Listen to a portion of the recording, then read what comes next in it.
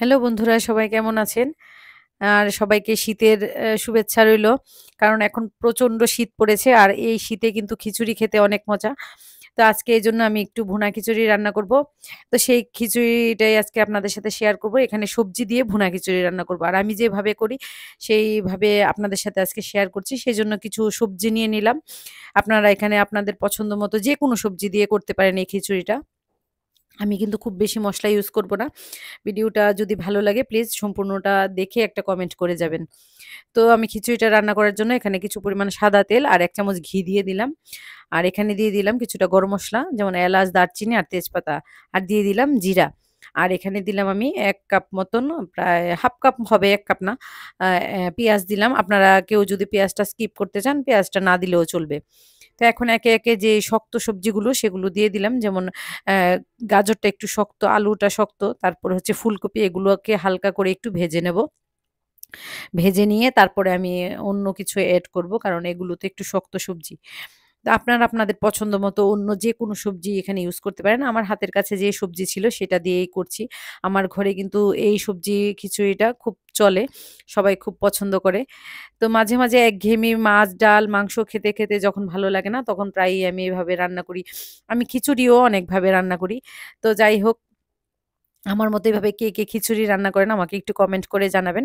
তো কথা বলতে, বলতে আমি এখানে কিছু পরিমাণে কাঁচামরিচ, তারপরে হচ্ছে হলুদ, লবণ দিয়ে দিলাম। আর এখানে দিয়ে দিলাম অনেকটা পরিমাণে আদা গ্রেট করা। এখানে আদা গ্রেট না দিয়ে আপনারা চাইলে আদা বাটাও ইউজ করতে পারেন। আমি কিন্তু এখানে রসুনটা ইউজ করিনি।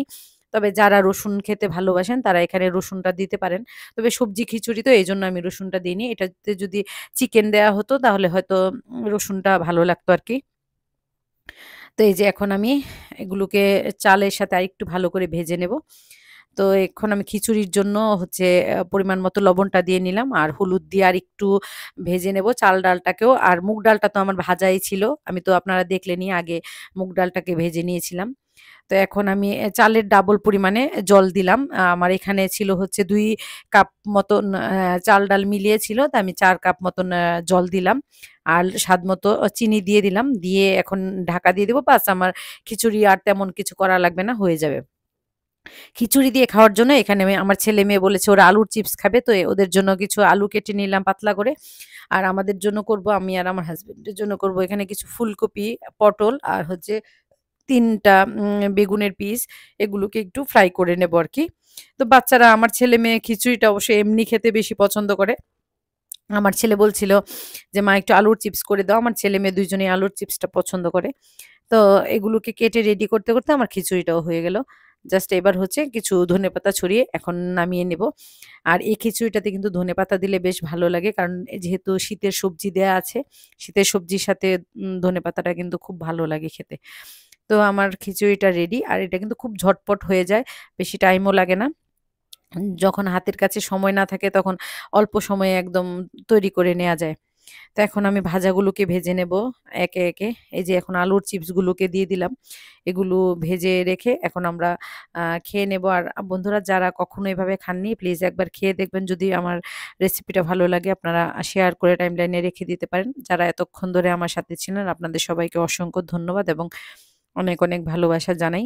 আর আপনারা কিভাবে এই খিচুড়িটা রান্না করেন আমাকে অবশ্যই কমেন্ট করে জানাতে পারেন। আমিও একদিন আপনাদের মতো করে ট্রাই করব। আর এই যে এখানে আমার কিন্তু খাবার-দাবার সম্পূর্ণ রেডি। আমরা এখন খিচুড়ি খাবো। আর আমার খিচুড়িটা দেখেন কত সুন্দর ঝরঝরা হয়েছে। তো আজকে ভিডিওটা এ পর্যন্তই। সবাই ভালো থাকবেন, সুস্থ থাকবেন। আর এই ডিমটা কিন্তু আমার ছেলের জন্য করেছি। সে হচ্ছে ডিম পাগল মানুষ। সে সবকিছুর সাথেই ডিম খায়। সে ডিম ছাড়া খাবে না। তো তার জন্য এই ডিম দিয়ে সাজিয়ে সুন্দর করে পরিবেশন করলাম। তো ভিডিওটা ভালো লাগলে প্লিজ একটা লাইক, কমেন্ট, একটা শেয়ার করে পাশে থাকবেন। টাটা।